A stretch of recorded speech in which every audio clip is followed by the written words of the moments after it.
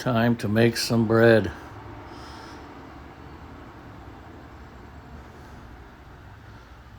I'm out of bread flour, so I'm gonna experiment with self-rising flour.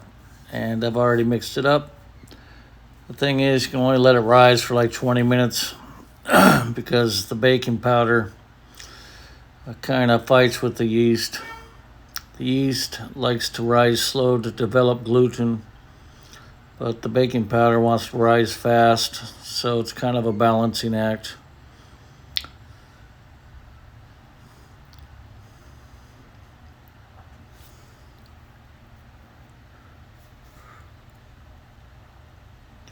I'm going to work it just a little bit. Don't want to squeeze the air bubbles, or actually the carbon dioxide bubbles. But I know I wanted something good, so I mixed some Hatch green chilies from Albuquerque and some of the pizza sauce that I made a while back. And I'm going to add that to this. And you can see it's the window pane effect where you can see light through it, but it doesn't actually break yet. So that means the gluten's developed just right. It'll trap air bubbles, carbon dioxide bubbles, just fine. This dough is 75% hydration, but that kind of goes out the door when I add stuff like this. It's probably 100% liquid to water ratio. I don't mean liquid to water. I mean liquid to dry ingredients. Kind of in a hurry today because I'm craving something good. Haven't had bread in about 3 days. And I need my picks.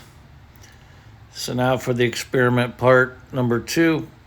This is one wet, gooey mess. So I'll shape it up, drop it in the cheap dollar store loaf pan, and surprising enough, the bread never sticks into this pan. Sometimes it'll stick in the nice Teflon pan I got, but kind of got spoiled with this thing being very forgiving.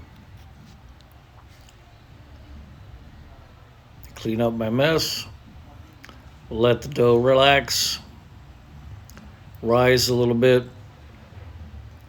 then plop it in the oven. Got to cover it up.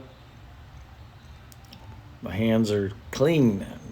I love the gloves. Hatch green chili.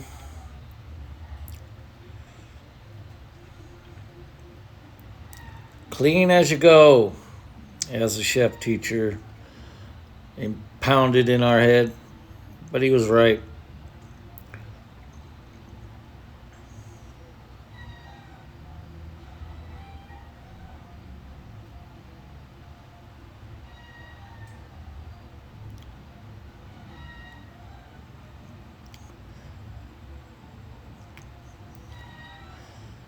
Usually like to let it rise more, but since there's baking soda and baking powder inside the dough, because I use the self-rising flour, since I'm out of bread flour, gotta just plop it in the oven sooner than later. Otherwise the baking powder will stretch the gluten and break the fibers. So I stick some sesame seeds on top. And you can see my little juicy mix sticking out of the top of that. It's 400 degrees to start it out with. But always got to throw some steam in there to start with. That'll allow the top to remain stretchy. Let the gluten develop. See how it puffed up without cracking? That's why I just throw a tablespoon or 2 water inside this oven,